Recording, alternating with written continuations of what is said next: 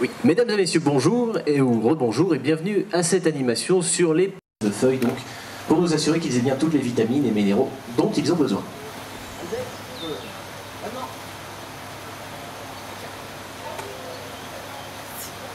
Sauvage. Alors je vous parlais de tractations très importantes qui nous ont climatisés, encore une fois, pour le bien-être de nos animaux.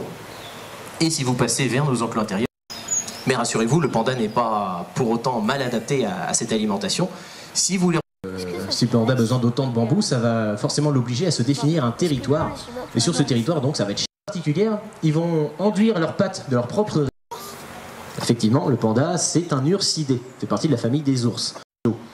Les pandas adultes, donc un ursidé relativement petit, mais qui va posséder, donc, je vous disais, cette caractéristique qui est commune à la famille des ursidés lors de la gestation, à savoir ce qu'on appelle, après la fécondation, donc l'embryon commence à se diviser, comme n'importe quel embryon, mais il va stopper son développement à seulement 8 cellules.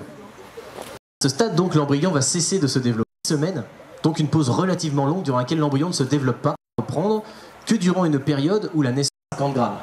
Pour vous donner une idée, c'est le poids d'un pot de yaourt.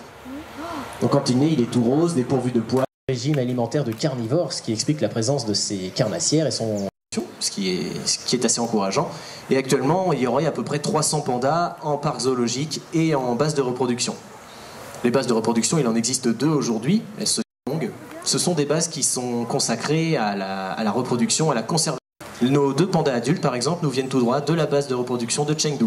Et comment on compte s'y prendre. Alors pour finir avec les pandas, j'aimerais vous raconter une petite légende particulière. Selon cette légende donc, il y a fort longtemps, les pandas avaient un pelage intégralement blanc, ce qui leur permettait de se cacher dans la neige. Soudain, une panthère des neiges s'attaqua au bébé panda. La bergère, très courageuse, s'interposa et sauva la vie du bébé panda, mais malheureusement et décidèrent aussi de se conformer aux rites locaux qui consistaient à s'enduire les membres de cendres en signe de deuil. Les pandas, avec leurs pattes pleines de cendres, pour ne pas entendre leurs congénères pleurer, ils se seraient bouchés les oreilles, et pour se réconforter, ils se seraient pris dans leurs bras.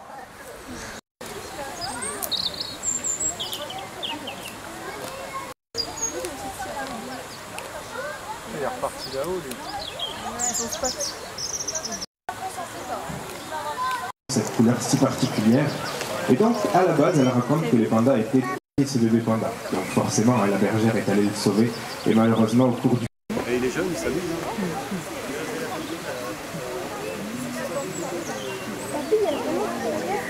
Ouais. Parce que ça fait 4 avec les arrêts et tout. Il doit en avoir marre, le gamin.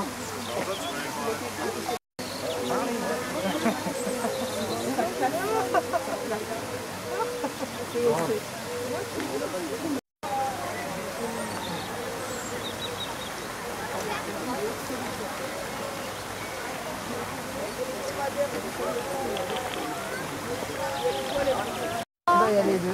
La maman, c'est la même taille. Le bébé, il est en train de monter sur sa maman. Le bébé, il est derrière. Ouais. Non. Regarde. Là. Est-ce que tu vois? On voit leur tête là. Oh, moi, je les vois, maman. Elle est où, maman? Qu'est-ce qu'elle fait? Non, mais ça me fait pas. Marianne,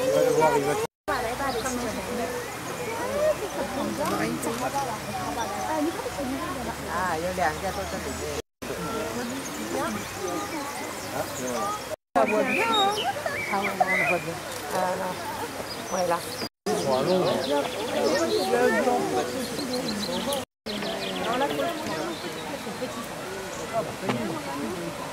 Ah, la photo est magnifique. Voilà, avec les rochers, là, il est demi-panda, là. Il est demi-panda, là. on va aller. Là-bas, il va dehors.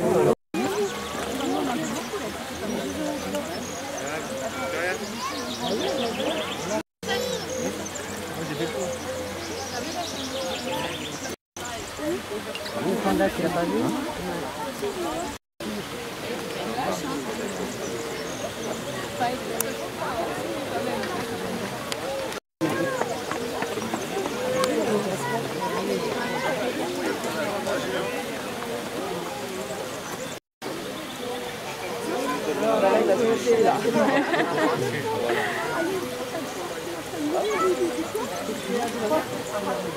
Panda, regarde, il est encore là-bas.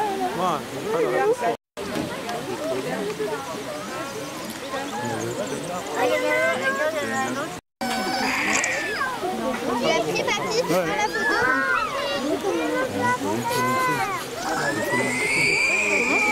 Oui, elle voit que sa main, elle regarde comme nous mange. Il sourit.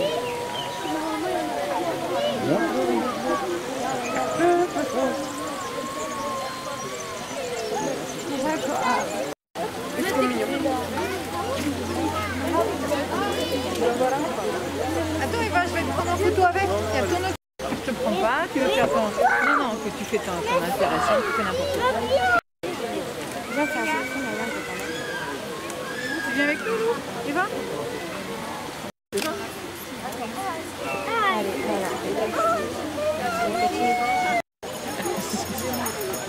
Hop, pardon. Oui, oui. Allez, hop. Tu le vois? Ah oui, il est là. Il verra pas là. Robin, viens.